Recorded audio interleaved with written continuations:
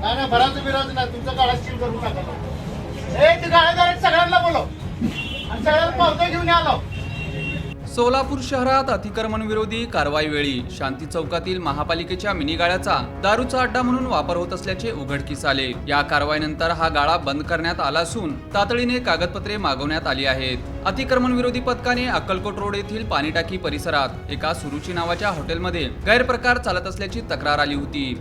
यानुसार अतिक्रमण विरोधी पथकाचे प्रमुख जगन्नाथ बनसोडे यांनी कारवाई केली.